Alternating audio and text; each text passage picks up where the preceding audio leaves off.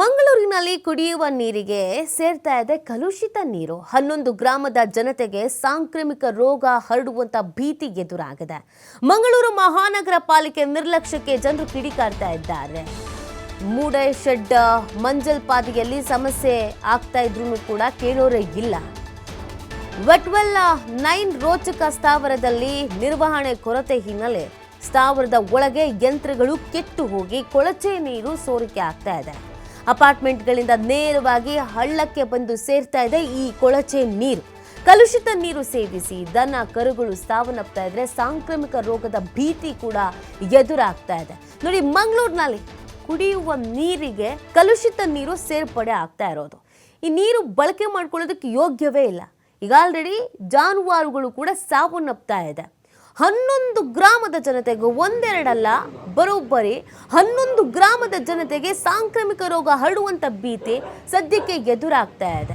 ಮಂಗಳೂರು ಮಹಾನಗರ ಪಾಲಿಕೆ ನಿರ್ಲಕ್ಷ್ಯಕ್ಕೆ ಜನರು ಕಿಡಿಕಾರ್ತಾ ಇದ್ದಾರೆ. ಸೊ ಇದನ್ನೆಲ್ಲ ಶಮನ ಮಾಡುವಂಥ ಕೆಲಸವನ್ನ ಅಥವಾ ಇದೆಲ್ಲವನ್ನು ಸುಸೂತ್ರವಾಗಿ ನೋಡ್ಕೊಳ್ಬೇಕಾದಂಥ ಕೆಲಸವನ್ನ ಮಂಗಳೂರು ಮಹಾನಗರ ಪಾಲಿಕೆ ಮಾಡಬೇಕಾಗಿತ್ತು. ಆದರೆ ಮಂಗಳೂರು ಮಹಾನಗರ ಪಾಲಿಕೆ ಕಂಪ್ಲೀಟ್ ಆಗಿ ನಿರ್ಲಕ್ಷ್ಯ ವಹಿಸಿದ್ರಿಂದ ಜನರಿಗೆ ಈಗ ಸಮಸ್ಯೆ ಆಗ್ತಾ ಇದೆ. ಕುಡಿಯೋ ನೀರು ಕುಡಿಯೋದಕ್ಕೂ ಕೂಡ ಯೋಚನೆ ಮಾಡಬೇಕಾದಂಥ ಪರಿಸ್ಥಿತಿ ಬರ್ತಾ ಇದೆ. ಅಲ್ಲಿನ ದೃಶ್ಯಗಳನ್ನು ನೀವು ಗಮನಿಸ್ತಾ ಇದ್ದೀರಾ.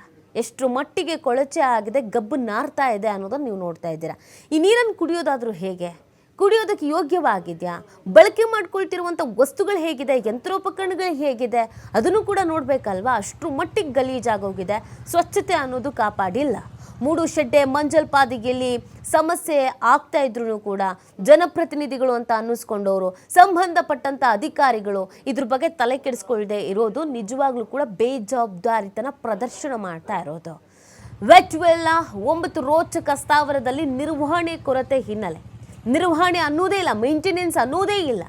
ನೀಟಾಗಿ ಇದನ್ನು ಮೇಂಟೆನೆನ್ಸ್ ಮಾಡಿದರೆ ಇವತ್ತಿಗೆ ಯಾವುದೇ ರೀತಿಯಾದಂಥ ಸಮಸ್ಯೆ ಅನ್ನೋದು ಬರ್ತಾನೆ ಇರಲಿಲ್ಲ. ಜನರು ಯೋಗ್ಯವಾದಂಥ ಸ್ವಚ್ಛವಾದಂಥ ನೀರನ್ನು ಕುಡಿತಾ ಇದ್ರು. ಆದರೆ ಯಾವಾಗ ಇವರು ಮೇಂಟೆನೆನ್ಸ್ ಬಗ್ಗೆ ತಲೆ ಕೆಡಿಸ್ಕೊಳ್ಳೋದು ಬಿಟ್ಬಿಟ್ರೋ, ಬಿಡು ಏನೋ ಆಯಿತು ನೋಡೋಣ ಅಂತ ಅಂದ್ಕೊಳ್ಳೋಕೆ ಶುರು ಮಾಡಿದ್ರು, ಅಲ್ಲಿಂದ ನಿರ್ವಹಣೆ ಅನ್ನೋದು ಹಳ್ಳ ಹಿಡಿದಿದೆ. ಎಷ್ಟರ ಮಟ್ಟಿಗೆ ಅಂತಂದರೆ ಆ ನೀರನ್ನು ಕುಡಿಯುವಂಥವರು, ಆ ನೀರನ್ನು ಬಳಕೆ ಮಾಡಿಕೊಳ್ಳುವಂಥವರು ಇದೀಗ ಸಾಂಕ್ರಾಮಿಕ ರೋಗಕ್ಕೆ ತುತ್ತಾಗಬೇಕಾದಂಥ ಎಲ್ಲ ಸಾಧ್ಯತೆಗಳು ಎದುರಾಗ್ತಾ ಇದೆ. ಸ್ಥಾವರದ ಒಳಗೆ ಯಂತ್ರಗಳು ಕೆಟ್ಟು ಹೋಗ್ಬಿಟ್ಟಿದೆ. ಕೊಳಚೆ ನೀರು ಸೋರಿಕೆ ಆಗ್ತಾ ಇದೆ. ಅದನ್ನು ಸರಿ ಮಾಡೋರು ಇಲ್ಲ, ಏನು ಸಮಸ್ಯೆ ಅಂತ ಕೇಳೋರು ಇಲ್ಲ, ಈ ಥರ ಮಾಡಿ ಅಂತ ಹೇಳೋರು ಇಲ್ಲ. ಇದ್ರ ಬಗ್ಗೆ ಇವರನ್ನು ಕರೆಸಿ ಎಲ್ಲ DC ಅವರನ್ನು ಕರೆಸಿದರು, ಕಮಿಷನರ್ಗೆ ಮಾತಾಡಿದರು. ಮಾತಾಡಿದ ನಂತರ ಕಾರ್ಪೊರೇಷನ್ ಇದರಿಂದ ನಮಗೆ ಈ ಸಾರಿ 2.5 ಕೋಟಿ ಅಂದಾಜು ವೆಚ್ಚದಲ್ಲಿ ಕೆಲಸ ಮಾಡಿದ್ದಾರೆ. ಪೈಪ್ಲೈನ್ ಎಲ್ಲಿಂದ ಅದರಿಂದ ನೀರು ನೇರವಾಗಿ ಆ ನದಿಯಿಂದ ಹೊರಗೆ ಹೋಗ್ಬೇಕಂತೇಳಿ. ಅದರಿಂದ ಆ ಸಮಸ್ಯೆ ನೀಗಿತ್ತಂತ ನಾವು ತಿಳ್ಕೊಂಡದ್ದು. ಆದರೆ ಇವರೇನು ಮಾಡ್ತಾರೆ ನೋಡಿ, ಇಲ್ಲಿಗೆ ಬರುವಂಥ ನೇರವಾಗಿ ಇಲ್ಲಿ ಈಗ ತೊಡಗಿ ಬಿಡ್ತಾರೆ. ಅದರಿಂದ ಇದು ಮಾಡಿ ಏನು ಪ್ರಯೋಜನ? ಏನಾದರೂ ಒಂದು ಪ್ರಯೋಜನಕ್ಕೆ ಬರಬೇಕಲ್ಲ. ಅದರಿಂದ ನಿನ್ನೆ ನಾವು ಬಂದು ಎಲ್ಲ ಗ್ರಾಮಸ್ಥರೆಲ್ಲ ಸೇರಿದರು.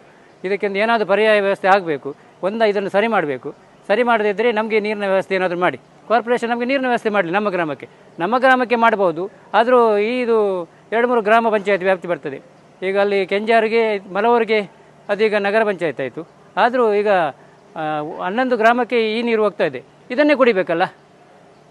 ಇದನ್ನು ಕುಡಿಬೇಕಾದ್ರೆ ಆ ಗ್ರಾಮದೆಲ್ಲ ಬಂದು ನೋಡೋದಿಲ್ಲ. ಈಗ ನಾವು ನೋಡ್ತಾ ಇದ್ದೇವೆ.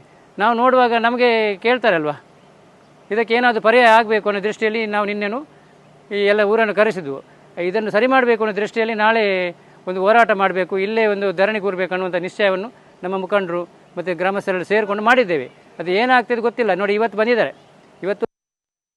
ಸೊ ಇದರ ಮುಂಚೆ ಉಮೇಶ್ ಅವರು ಹೇಳಿದಾಗೆ ನೂರಾರು ಪ್ರತಿಭಟನೆ ಹಾಗೂ ತುಂಬ ಪೋಸ್ಟರ್ ಎಲ್ಲ ಹಾಕಿ ನಾವು ಪ್ರತಿಭಟನೆ ಮಾಡಿದ್ದೇವೆ. ಆದರೂ ಒಂದು 20% ಉಪಯೋಗ ಆಗಿದೆ ಅಂತ ಹೇಳ್ಬೋದು. ಯಾಕಂದರೆ ಪೈಪ್ಲೈನ್ ಎಲ್ಲ ಮಾಡಿ ಅದನ್ನು ಬಿಡ್ತಿದ್ದಾರೆ. ಆದರೆ ಸಹ ಮತ್ತೆ ಇನ್ನೊಮ್ಮೆ ನಾವು ಪರೀಕ್ಷೆ ಮಾಡುವಾಗ ಅದು ಪೈಪ್ಲೈನ್ ಮೂಲಕ ನೀರು ಹೋಗ್ತಿಲ್ಲ, ಡೈರೆಕ್ಟ್ ಪುನಃ ಬಿಡ್ತಿದ್ದಾರೆ.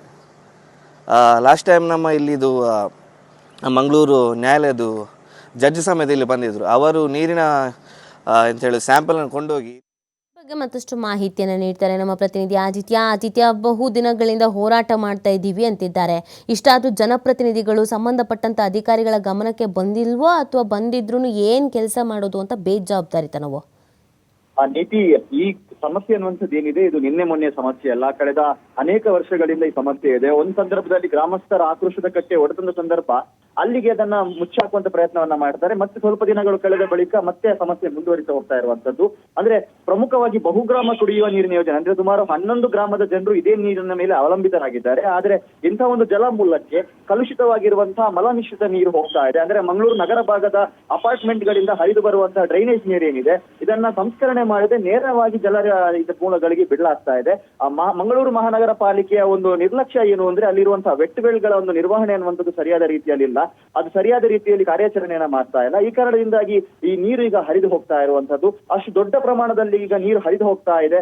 ಅಲ್ಲಿ ಮೂಗು ಮುಚ್ಚಿಕೊಂಡು ಹೋಗುವಂತ ಪರಿಸ್ಥಿತಿ ಇದೆ ಮತ್ತು ಸೊಳ್ಳೆಗಳು ಸೇರಿದಂತೆ ಸಾಂಕ್ರಾಮಿಕ ರೋಗದ ಒಂದು ಭೀತಿ ಇದೆ. ಆ ಜನ ಏನ್ ಮಾಡ್ಬೇಕು ಈಗ, ಈ ಪ್ರಾಣಿಗಳು ಯಾವ್ದೆಲ್ಲ ಆ ನೀರನ್ನ ಸೇವಿಸ್ತಾ ಇದೆಯೋ ಆ ಪ್ರಾಣಿಗಳು ಸಾವನ್ನಪ್ತಾ ಇರುವಂತಹ ಘಟನೆಗಳು ಕೂಡ ನಡೀತಾ ಇದ್ರು. ಜನಪ್ರತಿನಿಧಿಗಳು ಮಾತ್ರ ಅಕ್ಷರಶಃ ಮೌನವನ್ನ ವಹಿಸಿದ್ದಾರೆ. ಈಗ ಗ್ರಾಮಸ್ಥರು ಒಂದು ಉಗ್ರ ಪ್ರತಿಭಟನೆಯನ್ನ ಮಾಡುವಂತ ಎಚ್ಚರಿಕೆಯನ್ನ ಸದ್ಯ ನೀಡಿದ್ದಾರೆ. ಓಕೆ, ಥ್ಯಾಂಕ್ ಯು ಆದಿತ್ಯ ತಮ್ಮೆಲ್ಲ ಡೀಟೇಲ್ಸ್ಗಾಗಿ.